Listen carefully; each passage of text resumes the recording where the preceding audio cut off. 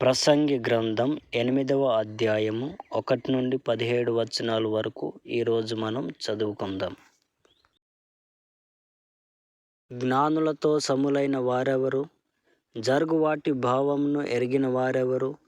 మనుషుల జ్ఞానం వారి ముఖమునకు తేజస్సునిచ్చును, దాని వలన వారి మోటుతనం మార్చబడును. నీవు దేవునికి ఒట్టు పెట్టుకొంటివని జ్ఞాపకం చేసుకొని రాజుల కట్టడకు లోబడుమని నేను చెప్పుచున్నాను.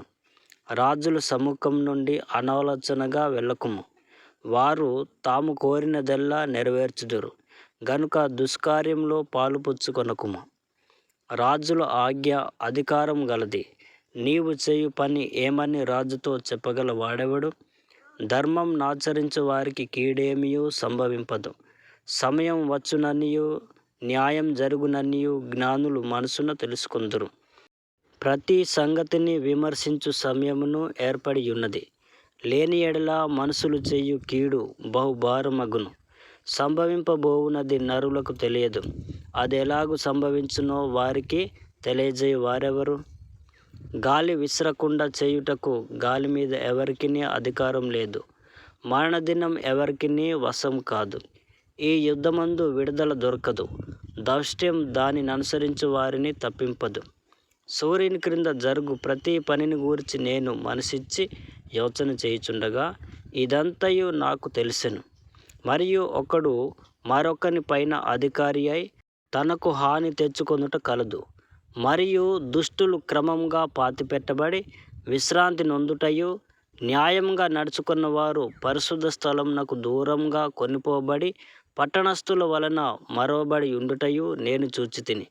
ఇదియు వ్యర్థమే. దుష్క్రియకు తగిన శిక్ష శీఘ్రంగా కలగకపోవుట చూచి మనుషులు భయం విడిచి హృదయపూర్వకంగా దుష్క్రియలు చేయుదురు. పాపాత్ములు 100 మార్లు దుష్కార్యం చేసి దీర్ఘాయుష్మంతులైనను దేవుని యందు భయభక్తులు కలిగి ఆయన సన్నిధికి భయపడువారు క్షేమంగా నుందురనియు, భక్తిహీనులు దేవుని సన్నిధిని భయపడరు గనుక వారికి క్షేమం కలగదనియు, వారు నీడ వంటి దీర్ఘాయువును పొందకపోవుదురనియు నేనెరుగుదును. వ్యర్థమైనది మరొకటి సూర్యుని క్రింద జరుగుచున్నది.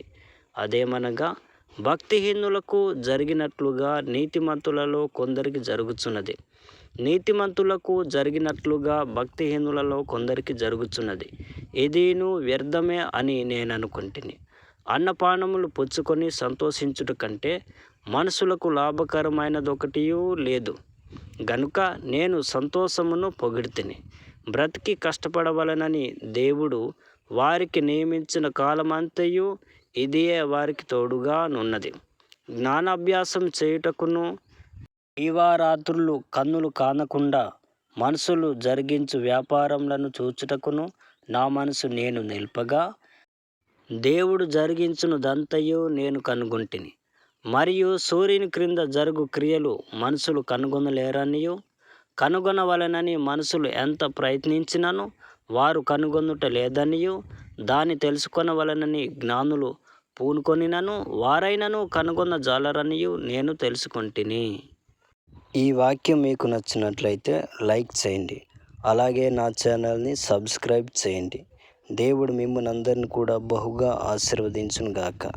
ఆమెన్. ఆమెన్.